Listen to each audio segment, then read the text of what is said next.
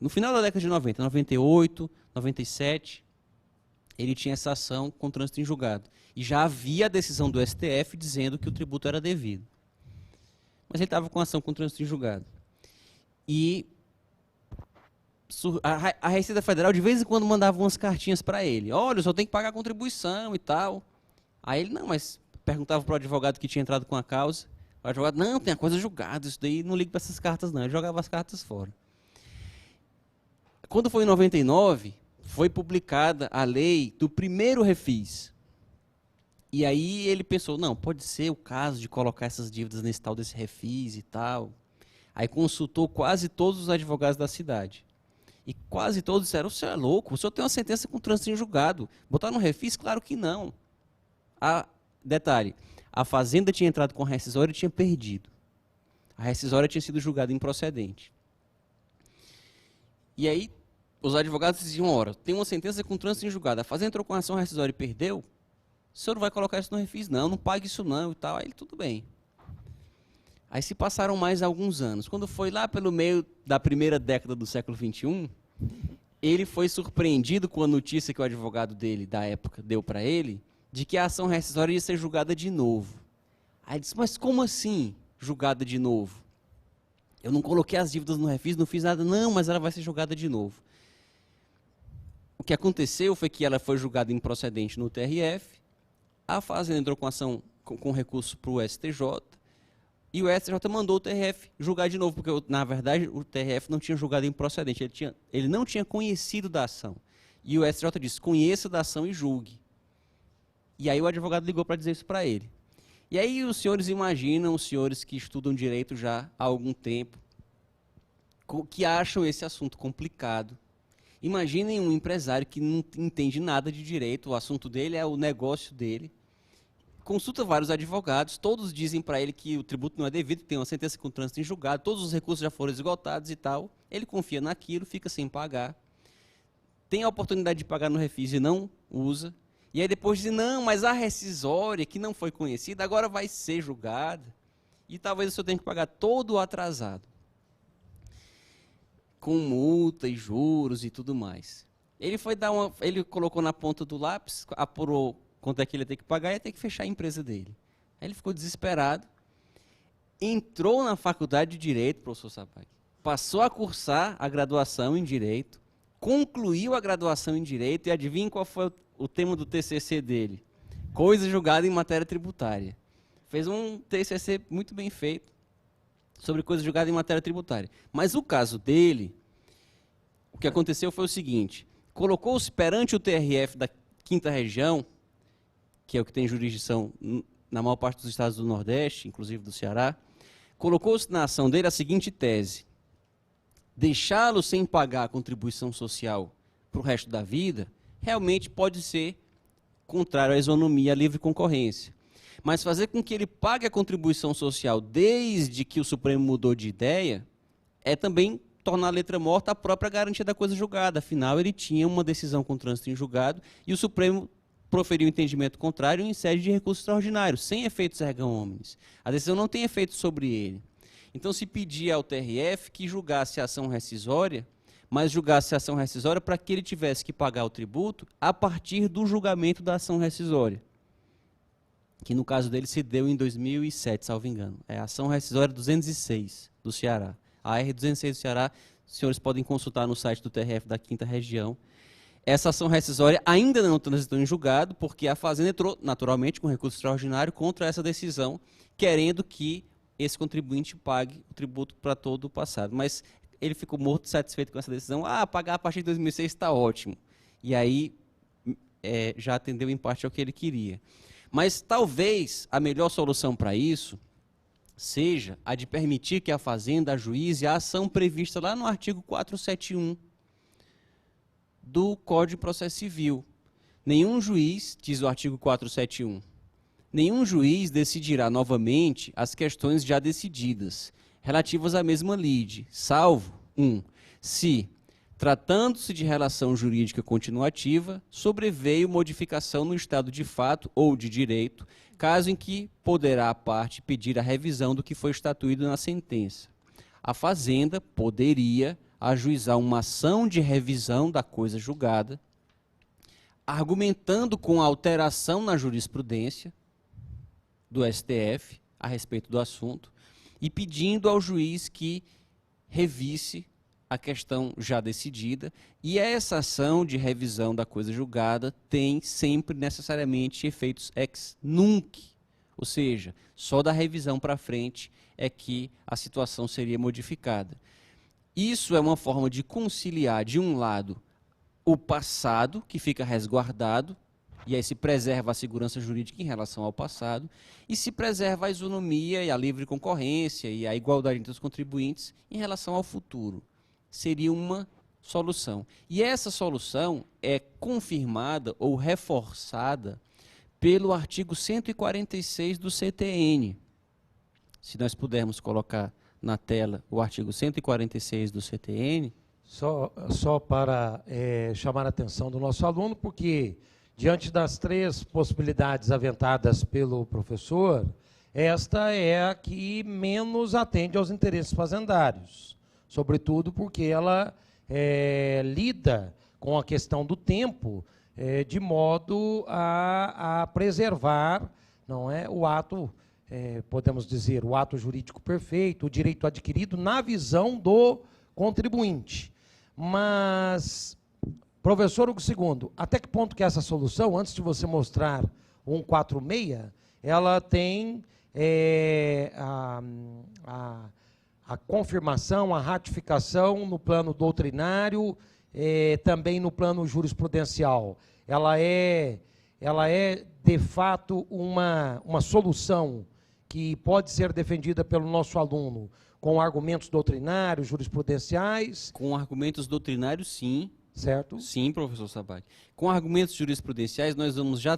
Eu vou só dizer o número agora para a equipe de apoio já poder ir procurando, e daqui a pouco a gente colocar na tela o recurso especial, o RESP, 1.118.893 das Minas Gerais. Aí a gente vai ver um pouquinho sobre o entendimento da jurisprudência em torno desse assunto. Anotaram o número, meus amigos? 1.118.893, hein? Por favor. Isso. Mas, voltando ao artigo 146. O artigo 146 do CTN trata da chamada mudança de critério jurídico. O que diz o artigo 146?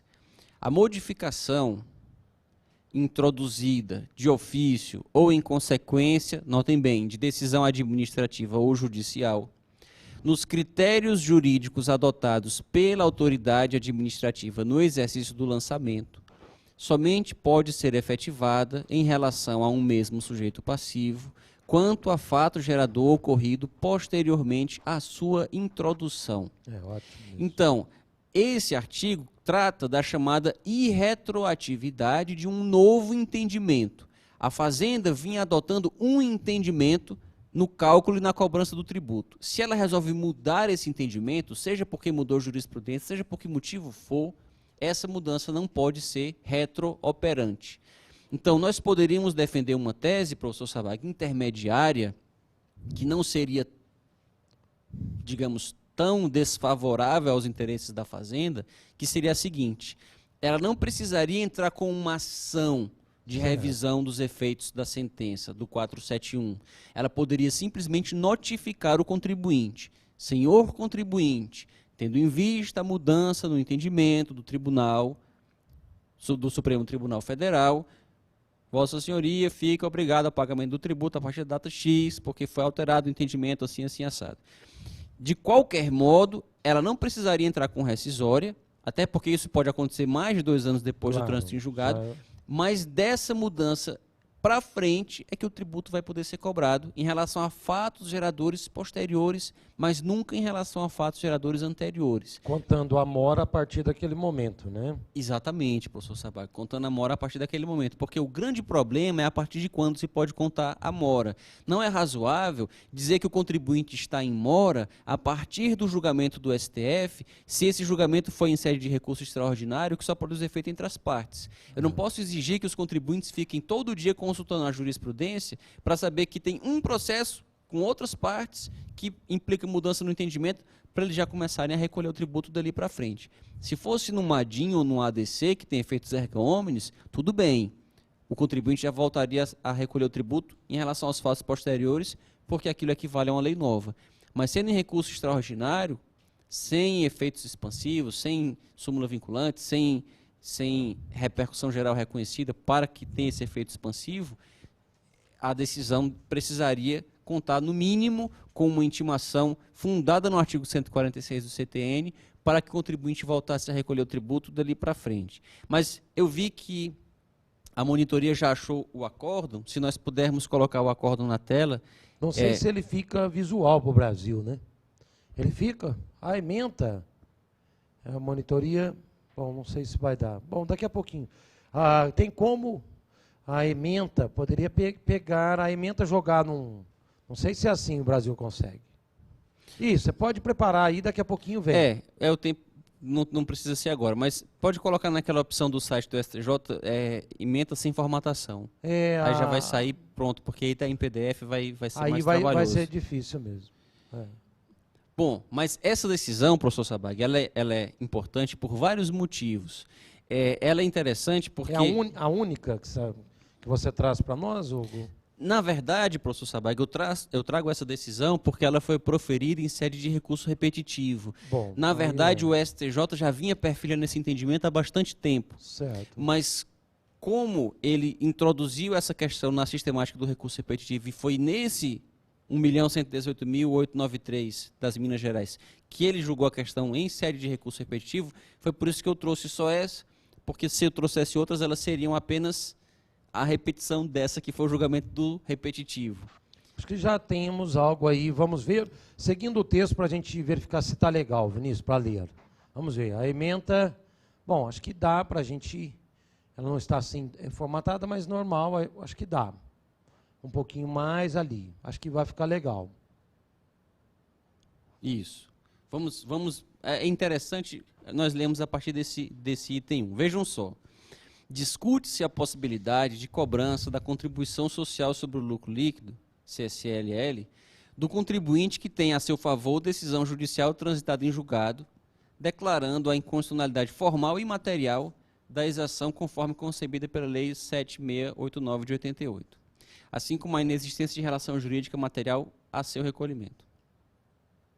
Aí diz, no item 2, o Supremo Tribunal Federal, reafirmando o entendimento já adotado em processo de controle difuso e encerrando uma discussão conduzida ao judiciário a longa data, manifestou-se, ao julgar a ação direta de inconstitucionalidade, pela adequação da Lei 7689 de 88, que instituiu a CSL, ao texto constitucional, à exceção do disposto no artigo 8º, por ofensa ao princípio da irretroatividade. Bom, vamos lá para o item 3. Vejam que essa decisão do STJ faz referência ao julgamento dessa ADIM 15 do Distrito Federal, que o DJ é de 2007. Vejam só, o fato de o Supremo Tribunal Federal posteriormente manifestar-se em sentido oposto à decisão judicial transitada em julgado, em nada pode alterar a relação jurídica estabilizada pela coisa julgada, sob pena de negar validade ao próprio controle difuso de constitucionalidade. Foi aquilo que eu disse aos senhores. Se sempre que uma decisão validamente proferida no âmbito do controle difuso se tornar errada só porque depois o STF manifestou um entendimento contrário, isso significa dizer que não existe controle difuso. Os juízes ficam brincando de fazer um controle difuso, mas só vale quando o STF julgar a questão depois. Então, seria uma negação da própria figura do controle difuso de constitucionalidade. Notem, os senhores, que o precedente do STF, que em sede de recurso extraordinário, controle difuso entre as partes, afirmou a validade da CSL, é de 94. Aliás, é de 92, professor Sabag. E só em 2007 ele julgou a ADIM. E aí vamos ver o que o STJ concluiu daí. A partir do item 4. Declarada a inexistência de relação jurídico-tributária entre o contribuinte e o fisco, mediante a declaração de inconstitucionalidade da lei, que instituiu a CSL, afasta-se a possibilidade de sua cobrança com base nesse diploma legal, ainda não revogado ou modificado em sua essência. Foi aquilo que eu mencionei de mudanças circunstanciais. E aí vejam aquela súmula que nós tanto falamos dela, no item 5. Afirmada a inconstitucionalidade material da cobrança da CSL, não tem aplicação o enunciado número 239 da súmula do Supremo Tribunal Federal. E aí ele transcreve esse enunciado que nós já referimos aqui várias vezes. Ali e cita outros julgados. Agravo regimental, no agravo regimental, no embargo de divergência no recurso especial 885763 de Goiás. Então é uma matéria que o STJ já se manifestou várias vezes e esse acórdão apenas sumariza e sintetiza o entendimento para colocá-lo na sistemática dos recursos repetitivos. Aí vejam como é interessante esse item 6 da ementa. A ementa é grande, mas é porque a questão é complexa e ela é bem completa, a ementa. Segundo um dos precedentes que deram origem à súmula 239, em matéria tributária, a parte não pode invocar a existência de coisa julgada no tocante a exercícios posteriores quando, por exemplo, a tutela jurisdicional obtida houver impedido a cobrança de tributo em relação a determinado período já transcorrido, ou houver anulado o débito fiscal. Se for declarada a inconstitucionalidade da lei instituidora do tributo, não há que se falar, ou não há falar, na restrição em tela. E aí cita um acórdão do ministro Castro Nunes, do STF, vejam só, de 45. Então, não é uma novidade, essa não é uma novidade que o STJ está dizendo agora. Ah, o STJ foi atrás dos precedentes que deram origem à súmula e descobriu que o sentido dela é esse. O próprio STF, autor da súmula, desde 45, já faz aí bastante tempo, desde 45, já está com quase 70 anos, né, professor Sabag? Afirma o correto entendimento dessa súmula. E também é possível a gente ter acesso a esse tipo de julgado no próprio site do STF. Né? Julgados bem antigos, vocês conseguem. E é interessante, professor Sabag, eu tive a oportunidade de fazer uma análise desses julgados há um tempo atrás, que esses julgados eram bem sucintos nessa época. E datilografados, né? Por isso, por serem datilografados. Os ministros só colocavam o essencial, porque era tudo na máquina de escrever. Depois que entrou em cena o computador e o Ctrl-C, Ctrl-V, é que a gente começou a ter volta de 70 páginas, de 80 páginas, mas nessa época eles eram mais objetivos. Bom, outra passagem muito importante do julgado. As leis 7856, 8034, a lei complementar 70, enfim, essas leis que ele menciona são leis que mudaram alguma coisa em relação à CSL. Apenas modificaram a alíquota e a base de cálculo da contribuição, ou dispuseram sobre a forma de pagamento, alterações que não criaram nova relação jurídico-tributária.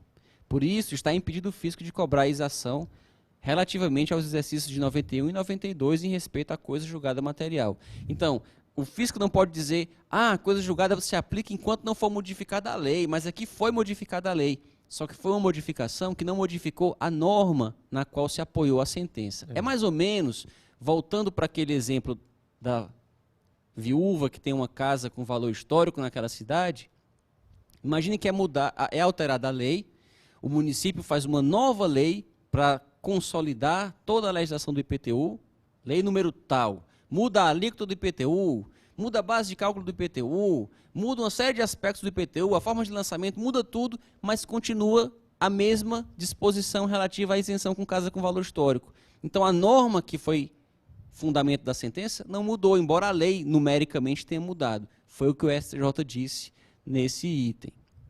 Então, daí ele deu provimento ao recurso, no âmbito do regime repetitivo, do 543C do CPC. Então, esse é o entendimento que tem prevalecido na jurisprudência, professor Sabag. Não é possível invocar mudanças na lei, não é possível invocar a súmula para cobrar esse tributo no período em que o contribuinte estava acobertado pela coisa julgada. E só depois do julgamento daquela ADIM, que é de 2007, ou no caso de alguém que tenha perdido uma ação rescisória ou uma ação revisional antes disso, mas se a Fazenda não se movimentou judicialmente para rever a sentença, só depois dessa data de 2007, a rigor, é que a CSL passa a ser devida por quem tem sentenças com trânsito em julgado. Então, esse acórdão parece equacionar a questão. O único ponto que talvez não seja razoável exigir sempre um ADIM, e nesse ponto é um argumento que pode favorecer a Fazenda, é porque, nesse caso, o STJ resolveu a questão dizendo, não, nós temos um ADIM que tem efeitos erga omnes, que é de 2007, então, a partir dela, o contribuinte volta a pagar. O problema é que, nesse caso específico, nós tivemos um ADIM, mas e se não existisse? Se não tivesse havido ADIM? A Fazenda ficaria sem poder cobrar? Aí, nesse caso, professor, é que, usando todas essas premissas, nós concluiríamos que seria a hipótese de usar o artigo 471 e manejar a ação de revisão da coisa julgada. Embora não haja decisão específica, explícita, sobre esse assunto, sobre o uso da ação mencionada no artigo 471. Mas é muito interessante, quem tiver interesse em se aprofundar no tema, examinar o inteiro teor desse acordo, claro, e dos que são mencionados por ele. Imprimir os votos, né? Isso. Que sempre também é importante. E ali aproveitar as citações de jurisprudência na própria ementa, né? Que justificam a progressão do raciocínio, né? Isso, mas o acordo é importante por vários motivos. O primeiro deles é de colocar a súmula 239 nos seus devidos termos. E isso o STJ já vinha fazendo há algum tempo. Depois de mencionar a questão de que a mudança na lei, por si, não é suficiente, desde que não houve mudança no conteúdo, na substância dela. E de afirmar a subsistência da coisa julgada até o julgamento da ADIM pelo STF. É importante lembrar, professor Sabag, que nesse caso, assim como no caso da COFINS, dos prestadores de serviço, nós temos uma situação em que relativizar ou não a coisa julgada, dar efeitos absolutos ou relativos a ela, é uma situação em que pode trazer um maior favorecimento ou não para a Fazenda. Então, a Fazenda se opõe à coisa julgada, ou, resumindo, ou dizendo com palavras mais simples, nesses casos que nós estamos discutindo aqui, a coisa julgada é ruim para a Fazenda. A Fazenda é que fica contra a coisa julgada, ela é que não gosta da coisa julgada, ela é que quer relativizar a coisa julgada. Mas poderia ser o contrário. Poderia perfeitamente ser o contrário. Poderia ter acontecido de o contribuinte ter questionado uma determinada exigência, ter perdido, transitou em julgado, depois a jurisprudência mudou. Pode acontecer. E aconteceu em relação, por exemplo, à locação de bens móveis. Alguns contribuintes questionaram no passado se o ISS poderia ou não ser cobrado sobre locação de bens móveis. E eles perderam. A jurisprudência do STF era pacífica em reconhecer que o ISS poderia sim ser cobrado sobre locação de bens móveis. Depois, em 2001, num acórdão relatado pelo ministro Marco Aurélio, por uma maioria apertada, o STF mudou esse entendimento e passou a entender que locação não é serviço. Se locação não é serviço, porque serviço envolve uma obrigação de fazer, ausente na locação, não é possível cobrar ISS sobre locação de bens móveis. E aí, aqueles contribuintes que questionaram e perderam não vão mais poder discutir essa matéria, eles vão ter que pagar um tributo inconstitucional, e aqueles que nem entraram na justiça não vão ter que pagar, até porque houve vetos à lei complementar 116, com fundamento nessa jurisprudência. Então, um contribuinte que nunca brigou com o fisco não vai pagar ISS sobre locação. Mas aquele que brigou antes e perdeu, vai ter que ficar pagando por força da coisa julgada um tributo inconstitucional. Então, a mesma discussão se coloca em relação à situação contrária, e quer me parecer que, nesse caso, também o contribuinte pode entrar com ação, discutir de novo aquela cobrança. Quando a Fazenda invocar a coisa julgada em seu favor na contestação, aí o contribuinte suscita o artigo 471 do CPC, diz que houve mudança na situação de fato ou de direito, com a mudança na jurisprudência, e aí pede que uma nova decisão seja proferida. Aliás, a professorada, com muita propriedade, se insurgiu contra uma desigualdade no tratamento entre fisco e contribuinte nas relações processuais. Inclusive, a esse respeito, nós poderíamos questionar se a coisa julgada contra o contribuinte não deveria ser ainda mais relativa do que a coisa julgada contra a fazenda. Há uma tese que defende a aplicação nas lides tributárias de princípios inspirados no processo penal e não no processo civil. E nós sabemos que em matéria penal, a coisa julgada contra o réu, ela tem muito pouco prestígio. A coisa julgada favorece o réu, mas ela não pode ser usada contra o réu. Ninguém pode ser preso. Ah, apareceu depois uma prova de que não foi ele, apareceu depois, tem uma lei que depois diz que aquilo não é mais crime. Não, mas já fez coisa julgada, agora ele vai ter que ser preso. Em matéria penal isso não existe. Então se defende a aplicação de raciocínio assemelhado à matéria tributária.